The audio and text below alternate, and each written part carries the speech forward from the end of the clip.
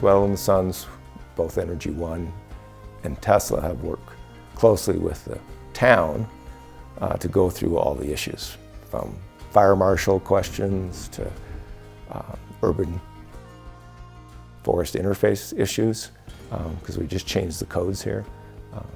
So it's had a really smooth process, and having a local rep like Energy One here has been, I think, really valuable for the project. Fortunately, in my roles I've played over my career, I've had energy under my portfolio at different companies, and so I've been following renewable things for quite a while, and been looking at the Tesla solar roof for probably 5 years, and then got a hold of the local Tesla rep here, Energy One, almost a little over 2 years ago, to start talking about this project.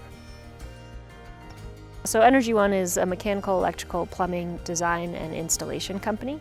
So we start from the very beginning of either contacted directly by owners or from architects at the infancy of a project. And it's not always solar or backup power, but if it is, that's where I step in.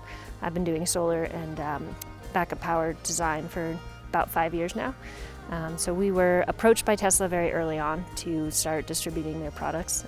So we were the very first certified installers in Teton County, and we've been doing it from the beginning. Along with a great partnership we've had with Energy One, Dubbe-Moulder is a local architecture firm that is working with Jay and Anu on their remodel. Because of this, Weddle & Sons has been in constant contact with him to make sure we honor the changes that will be made to the interior, because they can indirectly impact the roof. We've really enjoyed working with him and Energy One in bringing this project to life. Jay and Anu's solar roof is 12.5 kilowatts with 3 power walls to provide ample backup energy if they were to need it. Snow is an enormous concern in Wyoming, especially in this area.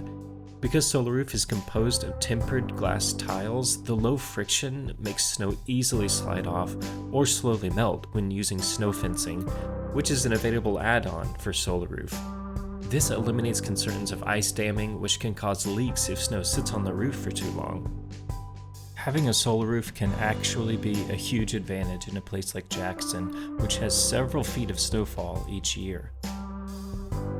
So this roof will be able to take advantage of the 26% credit. It's still available this year. It starts to drop next year, which makes the cost more palatable. The other thing that helps on the cost side in the comparison is we changed our regulations here. So I can't replace this roof with a cedar shingle roof again. I have to do fire-resistant materials, which almost double the replacement cost in itself. So comparing that roof to the cost of a Tesla roof, there's not too much difference after you take the energy credit. So from a capital standpoint, and if you have to replace your roof, everybody should be putting a solar roof in. If you have to put either a new house roof on or replace a roof anyway, it makes a lot of sense.